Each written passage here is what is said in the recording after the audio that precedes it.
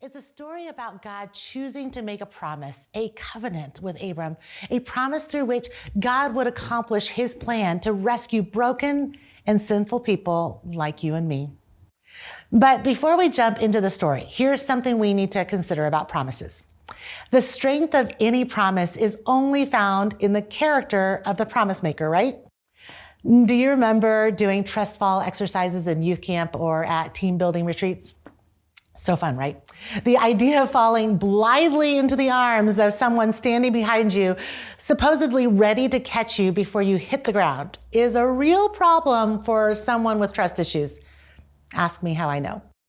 Imagine that your trust fall partner, the one standing behind you with outstretched arms, was a class clown.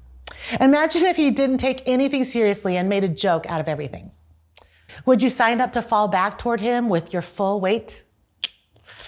Imagine if the partner behind you had a reputation for being a couch potato, playing video games around the clock and being sustained by Cheez-Its. He's telling you he'll try his best, but he's not sure he's the right one for the job. His arm's a little gangly and he's looking bored with the assignment. Would you fall or no? I'd say it's a hard pass for me.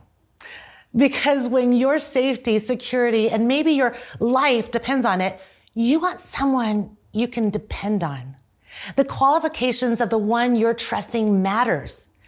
Abram's story will show us that God is trustworthy.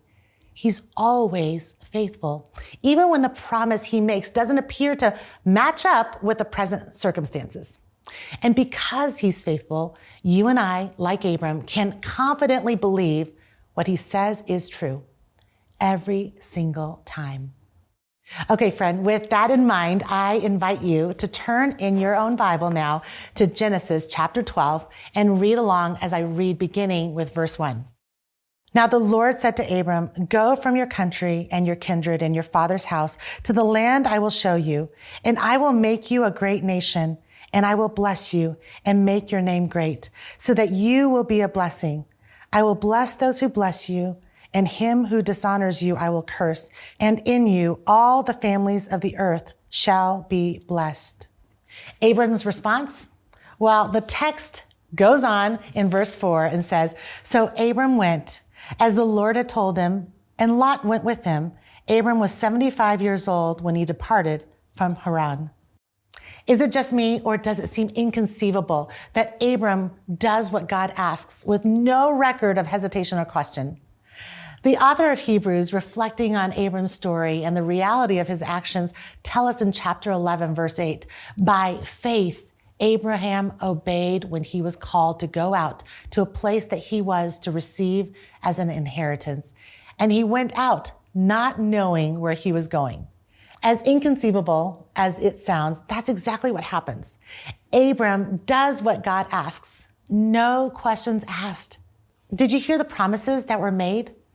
As Abram and Sarai journey on, God repeats his promises to Abram in Genesis chapter 12, verse 7, and Genesis 13, verses 14 through 17, and again in Genesis chapter 15. Flip forward to Genesis chapter 15. "And he, God, brought him outside and said, 'Look toward heaven and number the stars if you are able to number them.' Then he, God, said to him, 'So shall your offspring be.'" We see Abram's response this time in verse 6, and it's right in line with this previous one. It says, "And he believed the Lord, and he counted it to him as righteousness." The Hebrew origin of the word translated as believed here carries the idea of being certain, trusting in, or being established, to be verified or made firm.